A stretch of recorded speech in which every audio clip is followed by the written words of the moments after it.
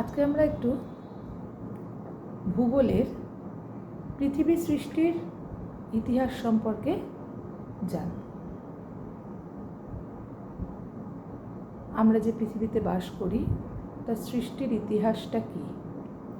শুধুমাত্র পৃথিবী সৃষ্টি নয়, এই বিশ্বব্রহ্মাণ্ডে যত গ্রহ বা উপগ্রহ সৃষ্টি হয়েছে তাদের সৃষ্টির ইতিহাসটা সম্পর্কে আজকে আমরা কিছুটা ধারণা লাভ করব। বিশ্বব্রহ্মাণ্ডে একমাত্র জীবন্ত গ্রহ হচ্ছে এই পৃথিবী।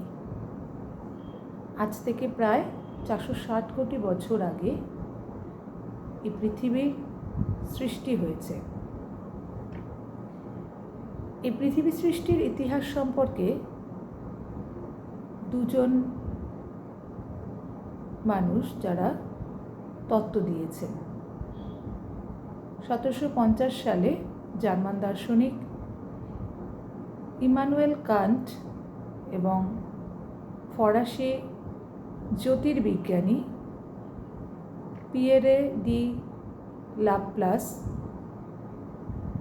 এরা দুজনে মিলে পৃথিবী সৃষ্টির ইতিহাস সম্পর্কে একটি তথ্য আমাদের কাছে তুলে ধরেন। তাদের মতানুসারে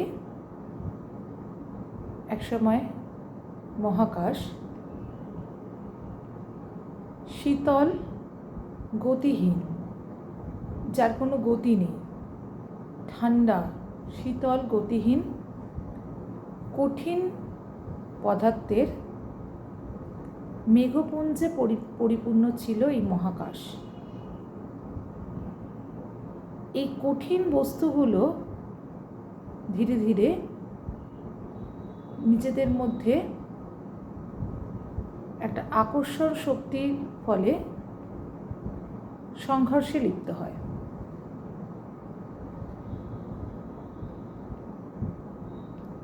এই সংঘর্ষ ফলে একটা আবর্তন বেগ তৈরি হয়, যার ফলে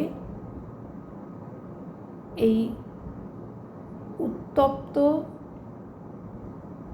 এই বস্তুকণাগুলো মিলিত হয়ে একটা বিরাট আকারের নীহারিকায় পরিণত হয়। এরপরে এই নীহারিকাগুলো আস্তে আস্তে ঠান্ডা হয় আর সংকুচিত হয়, কিন্তু প্রচণ্ড উত্তাপ থাকার জন্য এই নীহারিকার মধ্যভাগটা প্রসারিত হতে থাকে, মানে যেটা নিরক্ষীয় অঞ্চল সেটা ঠিক মধ্যভাগটা প্রসারিত হতে থাকে। এর ফলে কি হয়, নীহারিকার থেকে ঠিক আংটির আকারে কিছু বস্তুকণা মতো ছিটকে বেরিয়ে যেতে থাকে। সেগুলো পরবর্তীকালে এক একটা গ্রহে পরিণত হয়, আর উত্তপ্ত যে অংশটা সেটাই তৈরি হয় সূর্য। তাহলে কি হলো, নীহারিকা থেকে যেগুলো আংটির মতো আস্তে আস্তে বিচ্ছিন্ন হয়ে যাচ্ছে, নীহারিকা থেকে বেরিয়ে যাচ্ছে, সেগুলোই এক একটা গ্রহ। আর যেটা উত্তপ্ত অংশ বললাম সেটাই আমাদের সূর্য। দেখা গেছে বিভিন্ন মহাকাশযান পৃথিবী থেকে যখন মহাকাশে গেছে, মহাকাশযানগুলো যখন পৃথিবীর চারিদিকে ঘুরছে, মহাকাশে ঘুরছে, সেখান থেকে যে তথ্য বা ছবি আমরা পেয়েছি তাতে দেখা গেছে সূর্য পৃথিবী থেকে প্রায় 13 লক্ষ গুণ বড় আর 3.5 লক্ষ গুণ ভারী। যে কোনো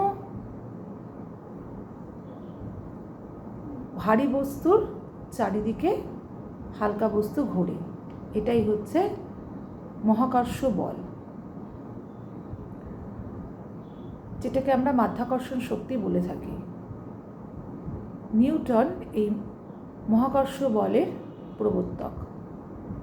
তিনি প্রথম বলেছিলেন যে মহাকর্ষ বল মানে ভারী বস্তুর চারিদিকে হালকা বস্তু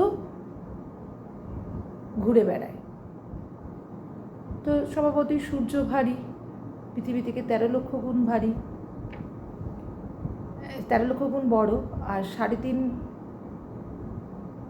লক্ষ গুণ ভারী। তো স্বভাবতই পৃথিবী সূর্যের চারিদিকে ঘুরছে।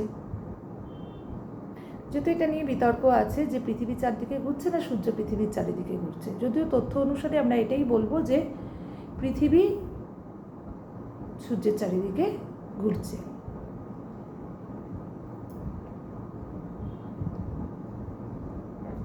আমরা দেখেছি, প্রতিদিনই দেখি সূর্য পূর্ব দিকে ওঠে আর পশ্চিম দিকে সন্ধেবেলায় পশ্চিম দিকে অস্ত যায়।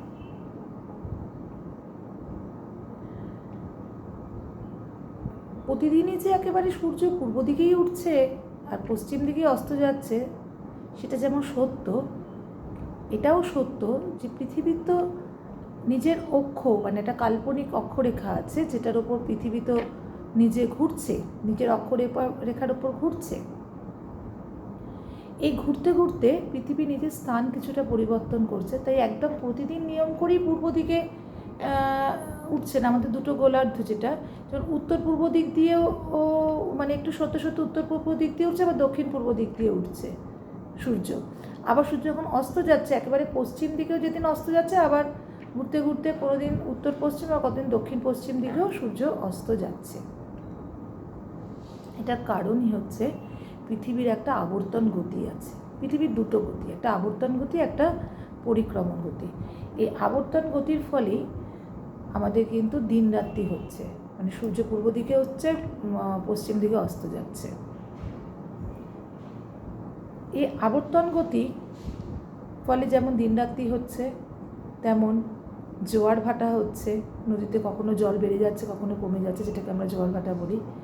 আবার কখনো সমুদ্র স্রোত, বায়ু প্রবাহর এগুলোর দিকও পরিবর্তন হচ্ছে। কিন্তু এই যে দিন রাত্রির দৈর্ঘ্য বাড়া কমা, এইগুলোর ফলে আমাদের ঋতু পরিবর্তন হচ্ছে। আমাদের 6টা ঋতু, এই 6টা ঋতুর যে আমাদের আসছে ক্রমাগত গ্রীষ্মের পর বর্ষা, বর্ষার পর শরৎ, এভাবে যে ঘুরছে 6টা ঋতু, এই 6টা ঋতুকে আমরা বলছি ঋতু পরিবর্তন, যেটা সূর্যের পরিক্রমণ গতির ফলে হয়।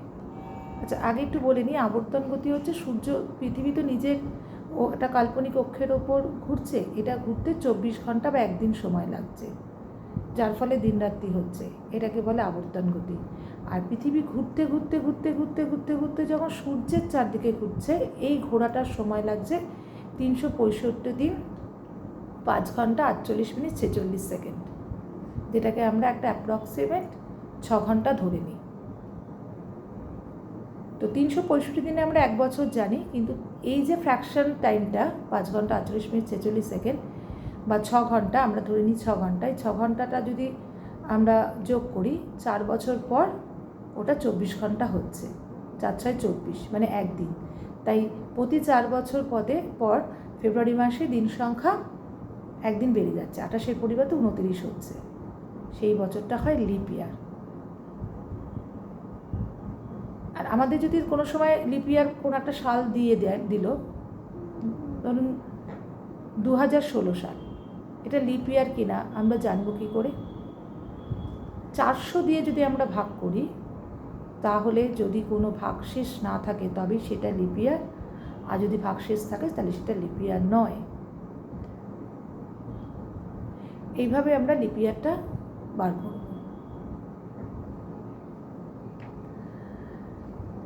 তো এই যে ঘুরছে 365 দিনে 1 বছর হচ্ছে, এটাকে বলা হয় পৃথিবীর পরিক্রমণ গতি। এই পরিক্রমণের ফলেই দিন রাত্রির দৈর্ঘ্যের বাড়া কমা হচ্ছে এবং ঋতু পরিবর্তন হচ্ছে। আচ্ছা, আমরা জানি, যেটা দেখেছি, আমরা তো সাধারণত পৃথিবীর আমরা কোথায় বাস করি? পৃথিবীর আমরা উপরিতলে বাস করি। পৃথিবী তো অনবরত ঘুরছে, তাহলে উপরিতল থেকে আমরাও যেমন ছিটকে পড়ছি না, বা কোনো বস্তুকণাও পৃথিবী থেকে ছিটকে পড়ে যাচ্ছে না। কেন যাচ্ছে না? তুমি সামান্য একটা বল হাতে নিয়ে যদি ঘোরাতে ঘোরাতে তুমি ফেলে দাও, দেখবে বলটা মাটিতে পড়ছে। তুমি ওপর দিকে ছুঁড়ে মারো, দেখবে বলটা মাটিতে পড়ছে। তার কারণ কি? তার কারণ হচ্ছে পৃথিবীর একটা মাধ্যাকর্ষণ শক্তি আছে। পৃথিবীর সব কিছু তার কেন্দ্রের দিকে টানে, মানে মাটির দিকে টানে। তাই তুমি যাই কিছু ছোড়ো না কেন মাটির দিকে টেনে নেয়। বা আমরা পৃথিবী পৃষ্ঠ থেকে কোনো বস্তুকণা ছিটকে পড়ে যাচ্ছে না কেন, পৃথিবীর একটা মাধ্যাকর্ষণ শক্তি আছে, তাই কেন্দ্রের দিকে বলটাকে টেনে রাখছে। বা আমরা উপরিতলে থাকি পৃথিবীর, আমরা কেন ছিটকে পড়ে যাচ্ছি না, আমরা পৃথিবীও ঘুরছে, আমরাও ঘুরছি। তার কারণ হচ্ছে পৃথিবীর মাধ্যাকর্ষণ শক্তি রয়েছে। যেটা বলছিলাম না যে নিউটন মহাকর্ষ বল বলেছে, এটাই হচ্ছে মহাকর্ষ বল। কোনো কিছু যদি তুমি ওপরের দিকে চলো সেটা মাটির দিকে নেমে আসে, তার কারণই হচ্ছে এটার একটা পৃথিবীর একটা মাধ্যাকর্ষণ শক্তি আছে। কিন্তু দেখো আমরা 1969 সালে প্রথম আমাদের একটা মহাকাশযান যায়, মানে একটা অ্যাপোলো 11, যেটা চাঁদে অবতরণ করে, চাঁদে পাঠানো হয়। তাহলে পৃথিবীতে যদি সব কিছুই আমরা উপরের দিকে ছুরি নিচেতে নেমে আসে, তাহলে সেই মহাকাশযানটা রকেটের মাধ্যমে আমরা পাঠাতে পারলাম কী করে? তাহলে সেটা কেন আবার নিচের দিকে ফিরে এলো না? তার কারণ হচ্ছে যদি কোনো কিছু গতিবেগ পৃথিবীর মাধ্যাকর্ষণ শক্তির থেকে বেশি হয়, তাহলে সেটা পৃথিবী পৃষ্ঠের বাইরে চলে যাবে, মহাকাশে বেরিয়ে যাবে। রকেটের গতিবেগ এত বেশি থাকে যেটা পৃথিবীর কেন্দ্রের দিকে টানে না, সেটা পৃথিবী থেকে ছিটকে বেরিয়ে যায়, মহাকাশে চলে যায়। যেভাবে প্রথম চাঁদেতে আমাদের মহাকাশযান নেমেছিল 1969 সালে, অ্যাপোলো 11, যেখান থেকে যে সমস্ত ছবি পাঠানো হয়েছিল সেখান থেকে আমরা আরও ভালো করে পৃথিবী যে সূর্যের চারদিকে ঘুরছে সেটা আমরা জানতে পারি। এখানে একটা বিষয় আছে, শুধু রকেট নয়, যে কোনো জিনিস গাণিতিক হিসেবে কোনো একটা বস্তুর যদি তুমি নিচ থেকে ওপরে প্রতি সেকেন্ডে 11.2 কিমি বেগে ছুটতে পারো, তাহলে সেটা নিচে ফিরে আসবে না, সেটা পৃথিবী পৃষ্ঠের বাইরে চলে যাবে। এটাকে বলে মুক্তিবেগ, মানে মুক্তি পেয়ে গেল, ওপরে চলে গেল। প্রতি সেকেন্ডে 11.2 কিমি বেগে যদি জিনিসটা আমরা ছুড়ি, তাহলে সেটা কখনো নেমে আসে না, যেটা রকেটের গতিবেগ প্রতি সেকেন্ডে 11.2-এর বেশি। সেই কারণে আমাদের রকেট পৃথিবী থেকে বেরিয়ে মহাকাশে চলে যায়।